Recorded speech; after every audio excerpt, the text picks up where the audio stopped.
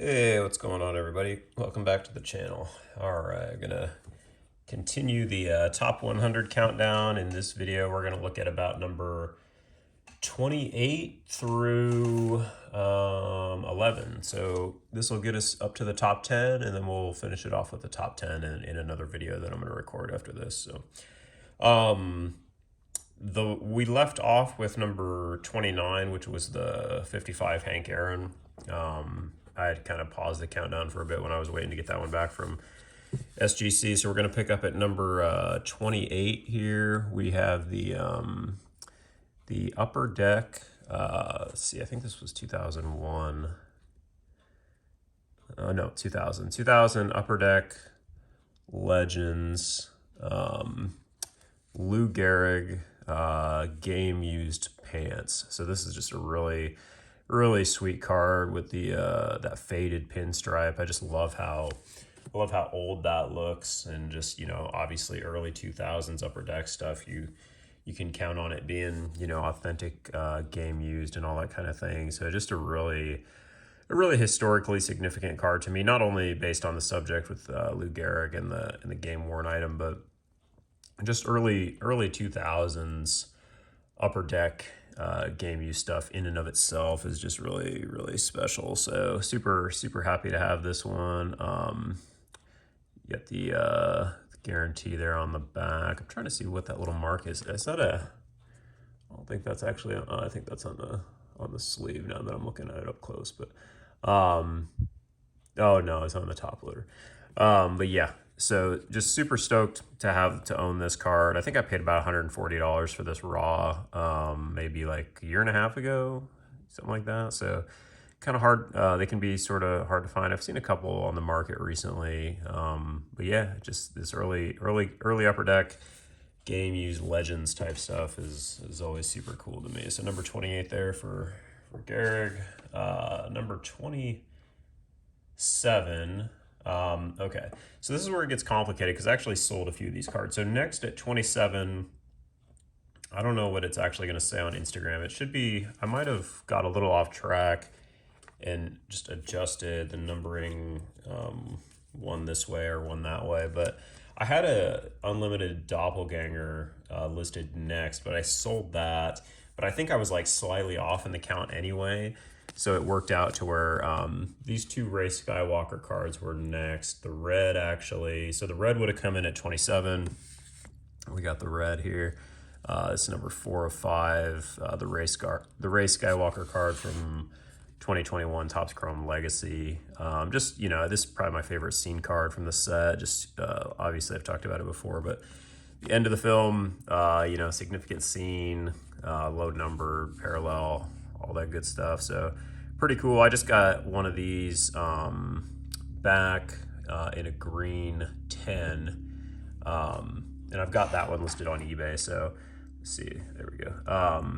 So yeah, we got the Ray, the 5, so that would have been 27, and then again same card, just in black here, number 26 on the countdown. And this is going to be I think I gave this one a boost. I just like black better. The black refractors, I think they're cooler than the reds, even being numbered, higher. But this is the 10 of 10, so you got the Omega going for it as well, which is nice. Sorry, I keep playing with the shades there, but yeah, 27 and 26 respectively there for the Ray Skywalker 2021 Chrome Legacy parallels. Okay, next up at 25. Okay, so this would have been a card I sold as well. This should have been a Ray Lewis 2006 Finest Gold. I sold that. And then after that, at 24 or so, we're going to have let's see, another Star Wars card. This time we got a sketch card here. So we got the Ray sketch by, this is Tina, what does that say? Tina Berardi. And this was from, can't remember what set it was. I think it was one of the 2021 sets. I'm not sure if it was Chrome Legacy or it might have been one of the 2020 sets actually, maybe Chrome Perspectives or something like that. But just a super cool sketch. Love the big, zoomed in shot. The just really prominent pose for the character. Just think it's a really strong artwork. So yeah, really like that one at number 25 or so. I don't know. I keep losing track of the numbers, but you get the point. All right. After that, we had the Unlimited Birds of Paradise for Magic, which I also sold. And then next up at 23, we have a 2021 Topps Chrome WWE Becky Lynch Gold Refractor. Oh, this one really shines nice. I like 2021 Chrome. I like 2020 design just a little bit better, but I thought this was a really awesome card. I paid about, the market on these has really come back too, and I'm really seeing a lot of value on a lot of these. I actually have this one for sale right now, $164, and I can't get an offer on it from anybody because I'm just trying to sell a lot of stuff because I've bought so much other stuff. But yeah, definitely this segment of the wrestling market is really retraced a good amount, which is as a collector, it's been super fun because I've been able to get some really good cards. But if you're trying to sell this stuff right now, it's kind of a struggle. But I'm probably going to end up just delisting it. Like I said, it's one of my, it's just, if I redid this countdown right now, this card, probably would not be like a top 50 card, but it'd still be, it'd still probably be in there. So it's a card I really like, but I've just bought quite a few other cards that I like, that I like better. So it's just one of those things where you just have to make decisions and, kind of, tough calls. But at the end of the day, I don't know I'm not going to sell it for like $100 or anything like that, but, which is probably about market on it right now, to be honest, because I just saw what was it? I just saw the 2020 gold in PSA 9. I think it went for under $100 at auction. So I assume, I guess that's fair market value for it. But for me, I value it higher. So that's just not interesting to me as a seller to be at that price point. So yeah, is what it is for now. But love the card. I got the Sasha, the Bailey, the Riddle, a bunch of others from this set. So I'm happy just to kind of keep it together as a run. But all right, next up at 22, we have another wrestling card. We've got a 2021 Topps Chrome WWE 5-Timers Club, the black, Sasha Banks, 6 of 10 there. Just, we've talked about these quite a bit. People love the 5-Timers Club. I do as well. Still got this one that I need to get sent in eventually, but yeah, I think I paid about $80 for this raw, maybe, I don't know, it's got to be at least a year ago now. But yeah, again, this is, in that segment of the wrestling market that's really retraced. So I'm definitely more of a buyer on this type of stuff right now than I am a seller. Again, to me, with Panini, with these types of sets and these types of cards competing with, Select and then just a general market downturn, it's just, there's not enough money to go around to all this stuff anymore, which again, as a collector is great. As a seller, I'm happily taking some losses, on cards that I want to move just to, get other stuff.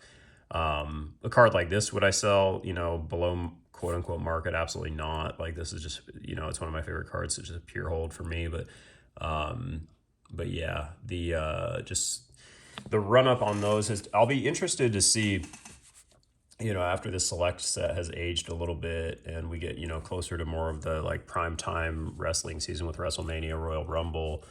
Not on this card specifically, but just generally on any of the top stuff. If you see any sort of a run up on that again, to me, I mean, I'm obviously biased because I'm a Topps guy, but, if I can get a lot of those golds and, blacks and all that kind of thing for, under $100, under $75 of the big time. I just picked up a Cena 2020 Finest PSA 9 extended base set for like $75 the other day. that just seemed like an auto buy for me.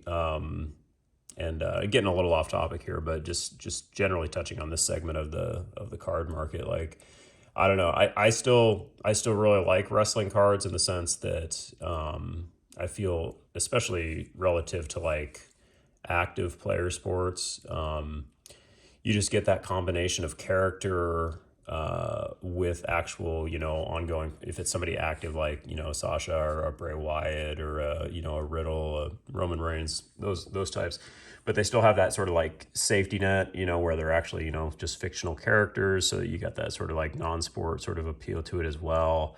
And I just think that's what's so strong about wrestling, and the legends obviously are always going to hold, carry a lot of weight and that type of thing. But yeah, uh, I'd say I'm looking at a lot of that stuff, pretty closely right now, just as far as buying goes, but just trying to be super selective because there's just so many options across all card categories. It's, not something I want to dump a ton of money into, but if it's the right item at the right price, I'm all about it. So, okay, that was a bit of a tangent, but all right, number 20 or 21. I'm not sure exactly what number it is, but next is the Vader Black Marvel cover PSA 8.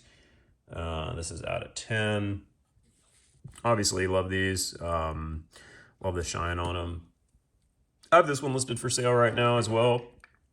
Again, just in that sort of just broader category of, I'm sort of just listing like a lot, and I don't intend on selling all of it.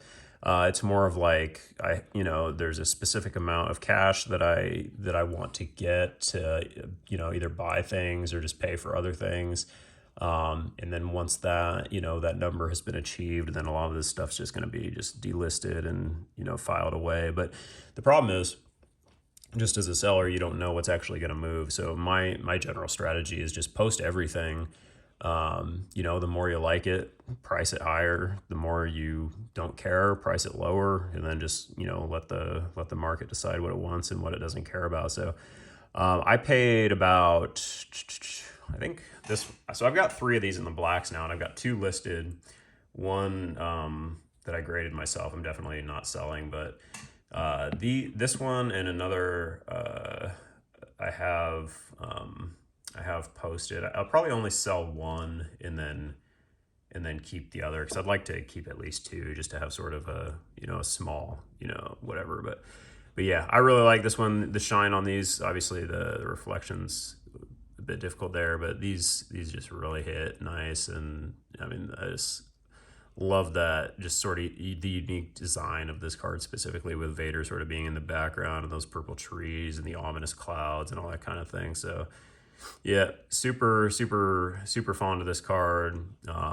Yeah, that's number 20, 21, somewhere in that range. So all right, next up we've got, back to football, we've got the Emmitt Smith 2002 Bowman Chrome Gold Refractor, and this one is headed off to SGC in a few days to be encased.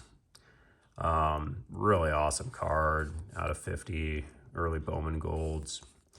Emmitt Smith, unlike your players from that next generation, so doesn't have quite as many golds. So he'll have, obviously, a 90, 99, a 2000 finest, 2000, one. He'll have one in Bowman, I think, and finest or whatever. But yeah, so that early, and generally most people probably want him in a Cowboys uniform. He's got some Cardinals golds and that kind of thing. But I just think this is an awesome, just piece of photography with Brooks in the background there, and yeah, just a real strong focus on Emmitt. You can see the helmet clearly, just mid stride. The photography is really good. Card design's really good. I want to say I paid probably about $250, $260 on this one.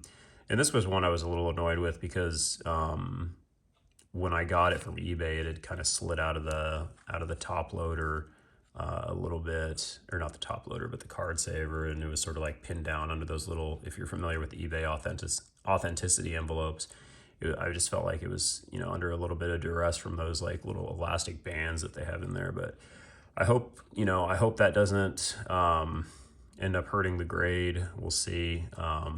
It's kind of hard to see, but I think overall it looks okay. It's not going to be a 10 or anything, but we'll see. It's got a little sort of surface indentation up there, if you can see where that light is, right by the helmet on the Buccaneers player in the top left there. But yeah, it doesn't really matter at the end of the day. I just want to get it in a case, and this thing is just such a sick card. So 2002 Bowman Chrome Gold Emmitt Smith.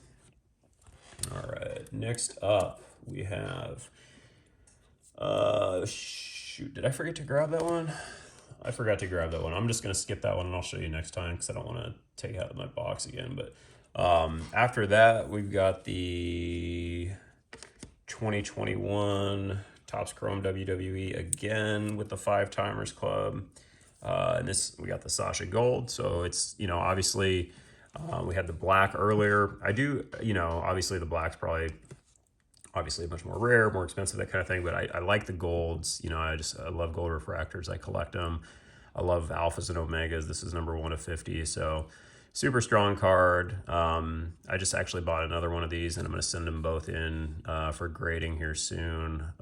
Yeah, and I just think this is just such a well-designed card, well-designed insert set. And again, just, you know, I think this one I paid probably like $70 for or so, and the one I just bought was like $25. So you can see, I mean, all this Topps WWE stuff is just, you know, slid back real hard. And again, as a collector, I'm loving it.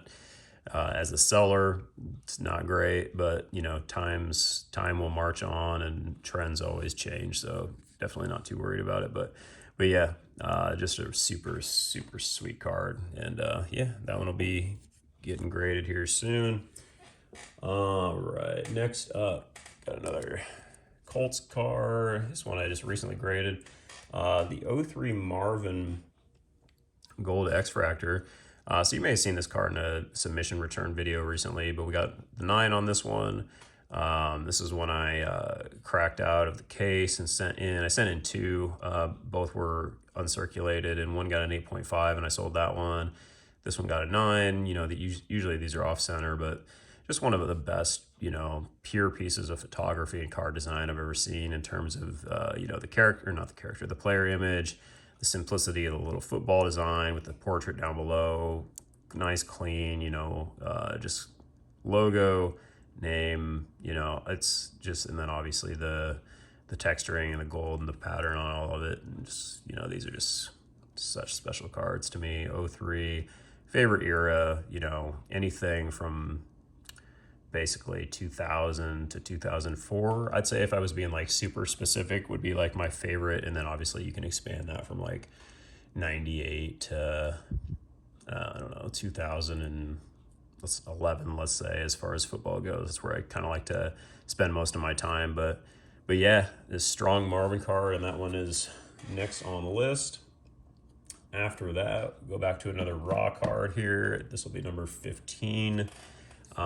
This one, again, I'm trying to send all these like high-end raw cards, as far high-end in the sense of like high-end on my countdown, in my next SGC submission. So I've been looking all these over and marking them, and I just use these like little like page tabs to mark which ones like I've already like pulled out of the top loader and sort of checked out, and kind of, you know, just looked and see if there's any like big scratches or anything like that I should anticipate getting a lower grade. But I think this one will probably be about 9.5. It's got a little bit of whitening there on the corner, so that'll probably bring it down to a 9, but that's okay. It's a gold refractor out of 5 from 21 Heritage. Just love the Heritage golds. There, actually, this one I think had a little bit of scratching on the face as well, if I remember right. If that's the, I don't know, they all kind of run together, but yeah, I've been having a lot of fun collecting Francisco Lindor. You know, his cards are super affordable. You know, he's sort of in that sweet spot as far as his career goes for me.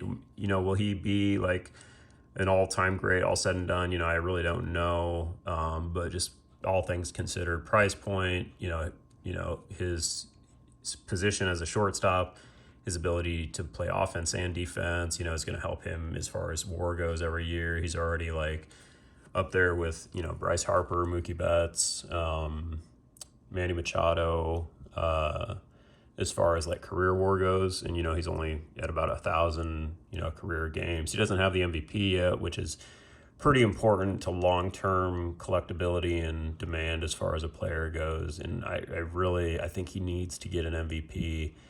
A World Series would be nice as well, but really I think that MVP at some point in his career is pretty essential. So hopefully he can find a way to get one. We'll see. I'll be cheering for him. I've got, a nice little Lindor PC going now. So, but for the price of his stuff, you can pick up all the golds for under, $30. It's just, I don't know. I've had a lot of fun with it. So here we go. 15. All right. Next up, let's see. Oh, no, I want to keep these in the right pile. Okay. Next up, number 15. Or no, excuse me. This is number 14. We've got the 2005 Topps Finest Edger and James Gold X Fractor. So these are out of 10. This is the Omega 10 of 10. I won this in a PWCC auction. Just really ridiculous cards. I mean, combine this with the Marv. These are two of my favorite Colts cards that I own. Yeah, the shine on these is just ridiculous. Like the scarcity is ridiculous. Just really, really just special football cards. So not a whole lot that I need to say about this one. Just, checks all the boxes, the brand, Hall of Famer, my favorite team, favorite parallel, all that kind of stuff. So that is number 14 there for Edge. All right. Number 13, let's go back to wrestling. I saw a Becky Lynch card earlier. This is another one I'm sending in. This is the 2020 gold. So this is this is definitely my favorite wrestling card set. 2020 Chrome, I just think was such a well-designed product, especially with those hexagons there. The gold is really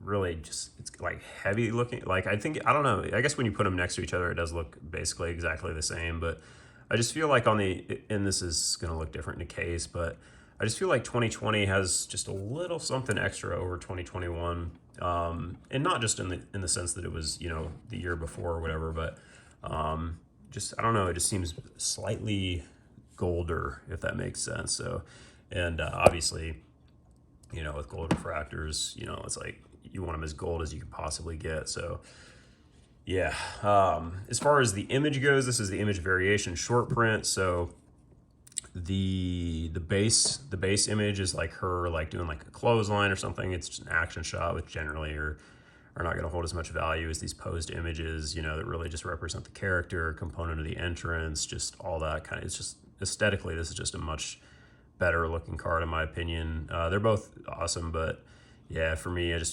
think this is going to be one of her stronger cards, just in terms of overall long term. So we'll see. But for now, that's number, what did I say? Number 13 on the list. 2020 Chrome, Becky Lynch. All right, number 12. Okay, here we go again. We saw those already. 2020 Chrome, again, love 2020 Chrome, love 2020 Golds. And here we got Ohtani. So this is the True Gold. I've got the Finest, I've got the Wave as well. But yeah, this one is just a really awesome card. Shohei Ohtani just doing things like nobody's ever done before. Just really incredible stuff. And I think that's like the 2020 WWE Chrome is my favorite wrestling card set. Same goes for baseball. 2020 Chrome is probably going to be my favorite set, just mainly for the fact of like just coming back into the hobby at that time in full force. And I felt the same way in 2000 with a lot of the products then. They've really just held a special, I've just felt really connected to all those sets and all that type of thing. So I think 2020 Chrome 2020 products in general for sports and wrestling and Star Wars are really going to stick with me for a long time. So we got Otani there. All right, that was number 12, by the way. Number 11, and this will close out this video. We've got a Magic card here. We've got the Antiquities Winter Factory. So if you're not familiar with Magic, there's 4 of these, one for each season. The art's different on each of them. Obviously, you got the snow and the Christmas lights and all that kind of thing in this one.